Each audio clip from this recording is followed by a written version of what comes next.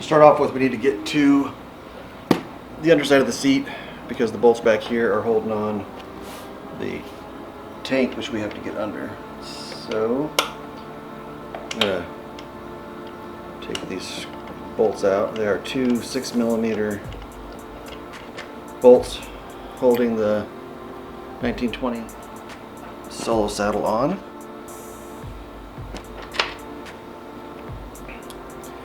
Once those two are off, this should come off.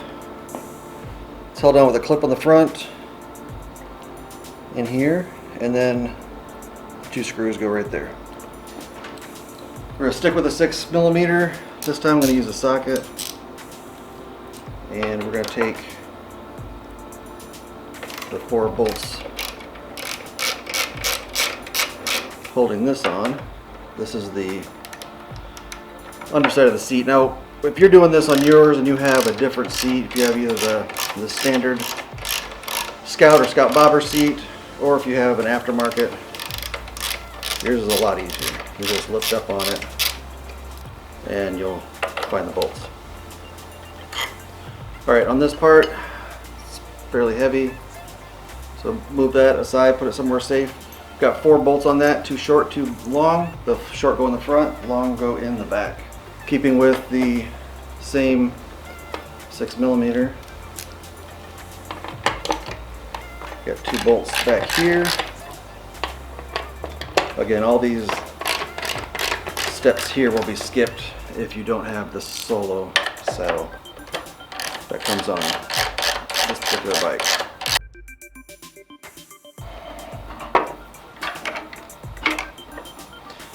This piece you can set aside as well.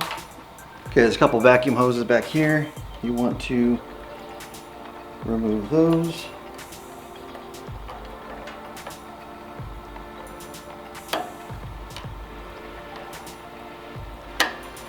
Okay, so what I'm going to do now is I'm going to lift the tank up from back here, and it should be able to lift straight up, and then you want to kind of rock it forward a little bit.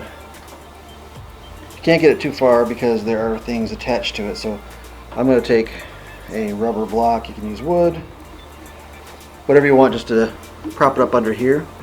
A couple things you need to disconnect from the tank once you have it up like this. This is the fuel line, so we're going to remove that connection. Some fuel will leak out, so you just need to control that.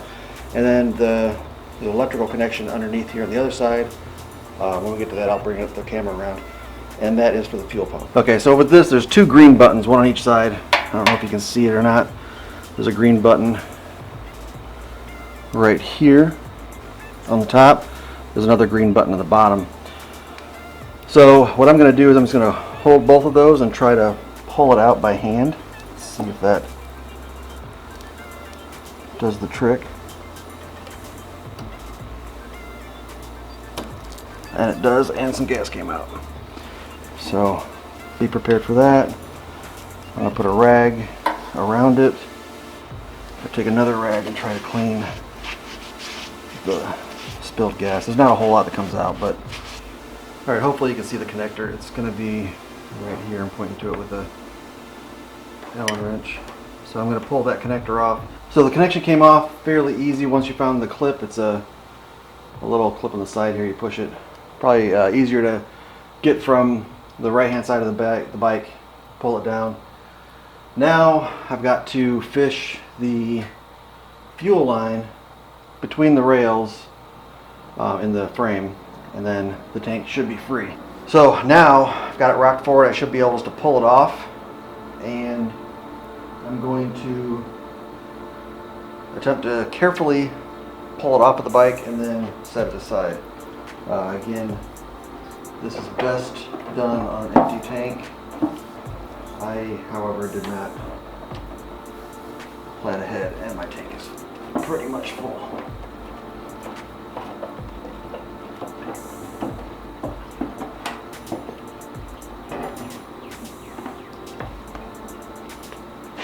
Next we have to take this part of the frame off, and got it propped up on the lift, so hopefully it doesn't try to scissor in and fold up on itself. We got 2 bolts back here, 2 bolts here, one down there. What I'm going to do is I'm going to take these all the way off. Take one of these off and maybe just loosen up one. That's what I'm going to attempt to do. And just see if I can kind of lay this out of the way. Not take it totally off of the bike, but just get it out. Because what it's doing is, see if you can see on the one we're going to replace it with. See the grooves right here? This is where the frame is actually going to go through on the side. So once this is in there, it's going to sit in there. The frame is right here. So you've got to remove that frame to pull the rest of the box out. So that is what we're going to do now.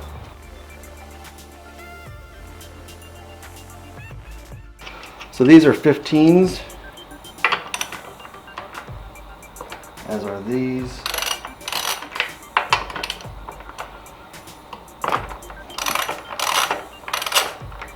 Bottom one here is a 14 millimeter. These are 15 millimeters.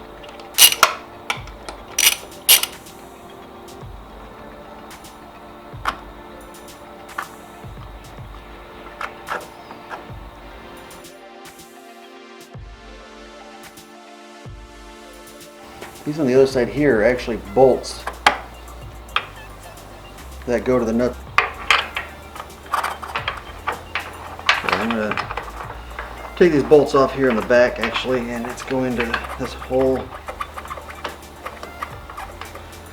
frame is going to be loose now. What I'm trying to do is just rock it off of the throttle body. And there's a couple hoses that are still attached. Slide those off. See, I was wiggling it and it was getting coming off.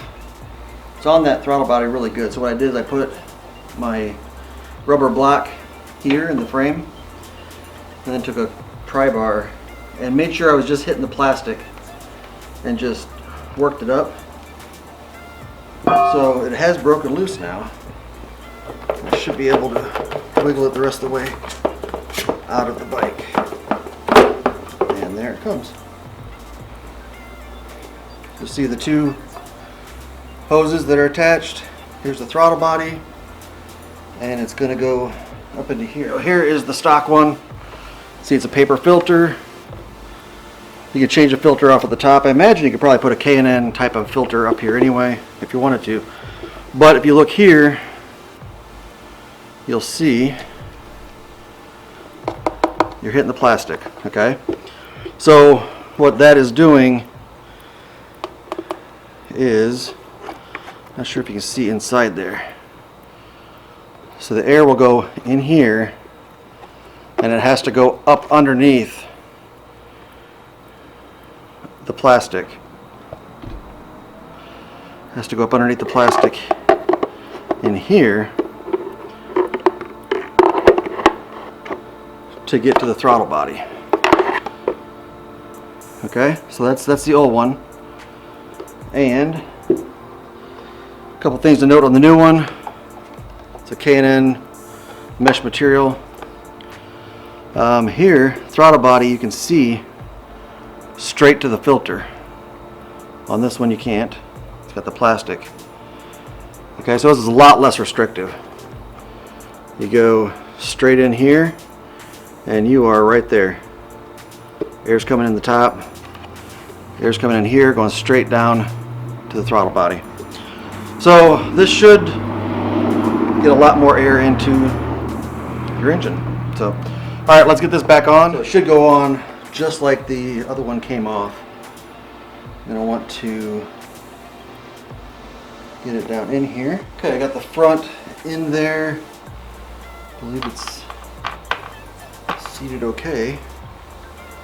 Now I need to get those two hoses on and then push it down on the throttle body. We should be in business.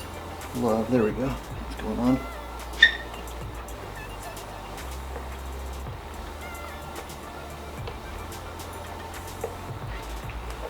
Push this down on the throttle body now.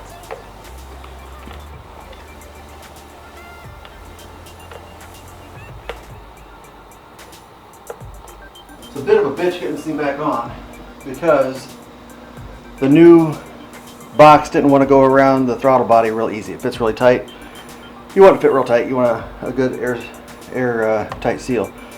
So what I did is I took advantage of the fact that this is an open air box.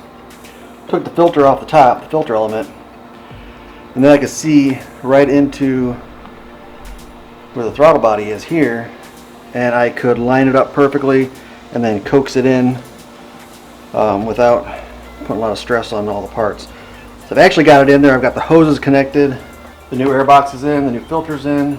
I've got it, the filter element is cinched down. I also have it cinched down in the front.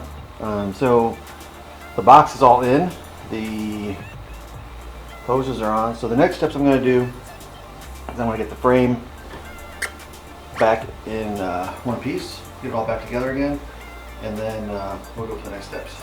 So the frame's back together. I am going to get my torque wrench and torque it down to spec. Now it's time to torque down the frame bolts. These here, in the mid and also on the front here, these are the 15 millimeter. They're going to be 35 foot-pounds. So you just want to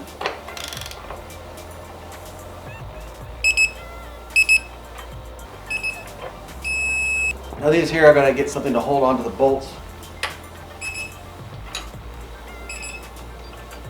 Alright, those are all torqued down. And then I believe it is 19 for these smaller ones down here.